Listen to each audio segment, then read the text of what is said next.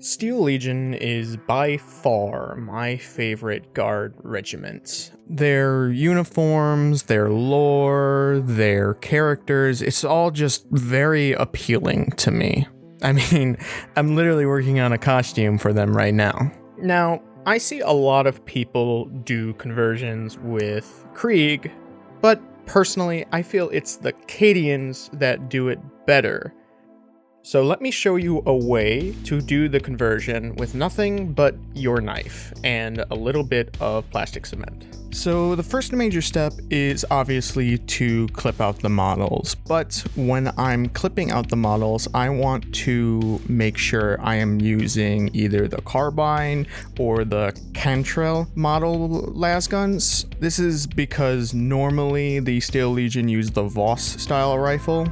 And the new style, I know it's not quite a Lucius, I'm not sure the pattern name, just doesn't fit Steel Legion, in my opinion.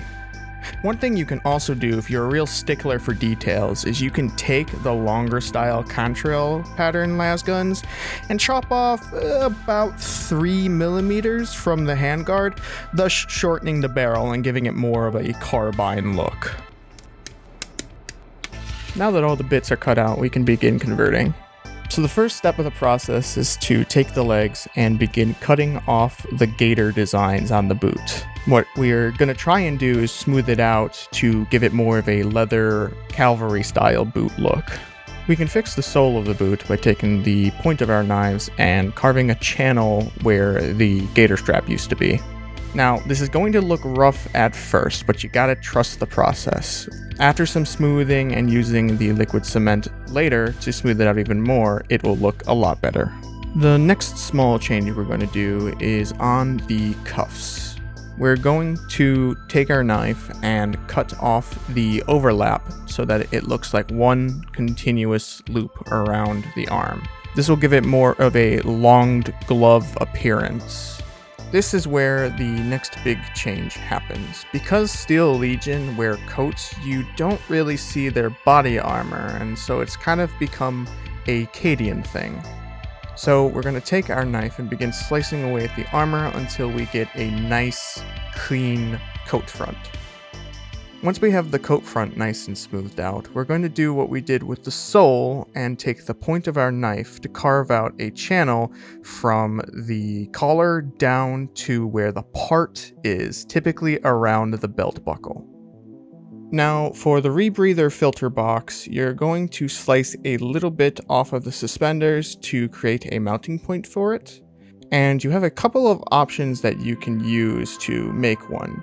If you have a bits box, you can always rate it for parts to see if there's any good looking filter box parts. I would recommend saving this for your heroes and characters because you probably don't have that many of them. The second thing that I have done is I took one of the cable holders from the Rogel Dorn and snipped it down to be a nice rectangle. Now, if all else fails, you always have the sprue itself, which can be pretty easily carved into a rectangle. When you have a group of 40 guardsmen, I don't think anyone's going to notice that you're using cut-up rectangles. Alright, now for the elephant in the room, the heads. There's a couple things that you can do to help push them away from their Cadian origins. The first and easiest step is to just pick through the heads that come with the kit and find the ones that are most like the Steel Legion, such as the one wearing a bandana or the one that actually has a respirator.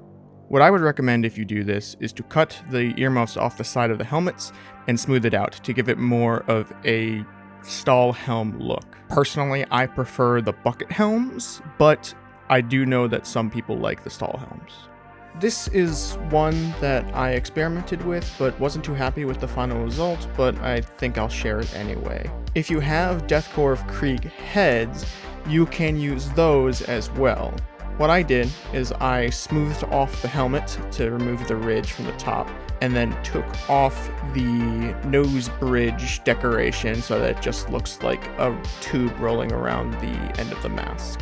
And then for the eyes, to give it more of a goggled look instead of just eye lenses, I cut in the middle between them to try and combine them into one solid lens. This is where I would have stopped if I had known better.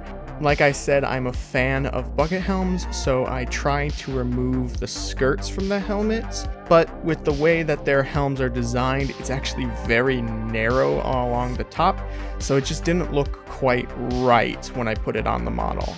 So if you do this method, I would say just stick to the stall helm look. The second option is for those who are more sculpting inclined than I am. You can take milliput or green stuff and sculpt out a mask for them. This, of course, isn't the easiest thing to do though.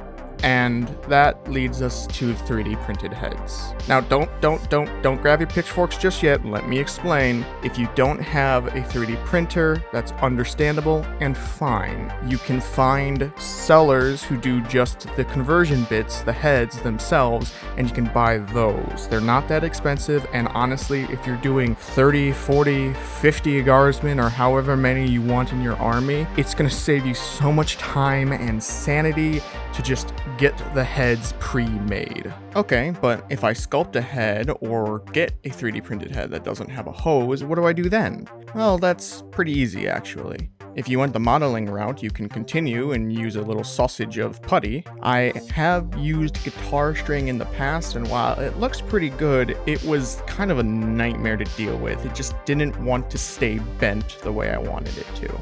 So the easiest way that I have found to do it is with thick gauge floral wire. You peel off any rubber it might have and bend it to the shape you want, and it's easy to glue on. After you do that and attach your model to a base, you're done.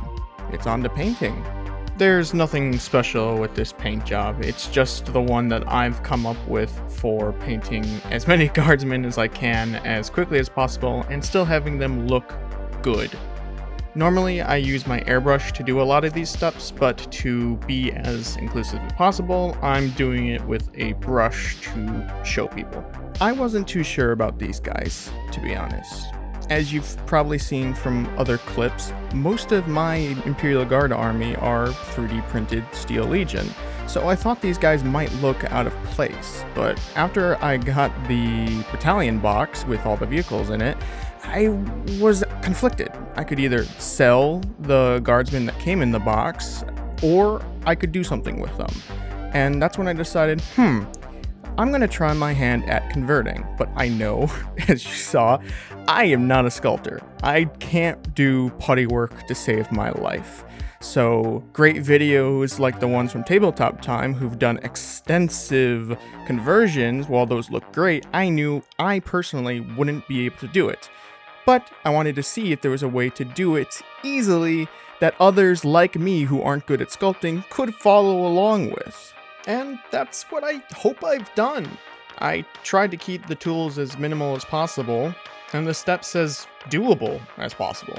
If you do decide to follow along, I'd love to see the pictures if you send them to me on Instagram. And I think that takes us to the end of the video. I'm really happy with how these guys turned out. Even the paint job, which for all intensive purposes is a rather quick, speedy paint job for batch painting, I still think it looks pretty good. Let me know what you guys think down below. Leave a like or a dislike, and a comment if you have any recommendations or criticisms. It'll help me and others who are interested in doing this. Alright, thanks for watching everyone, and I will see you in the next video.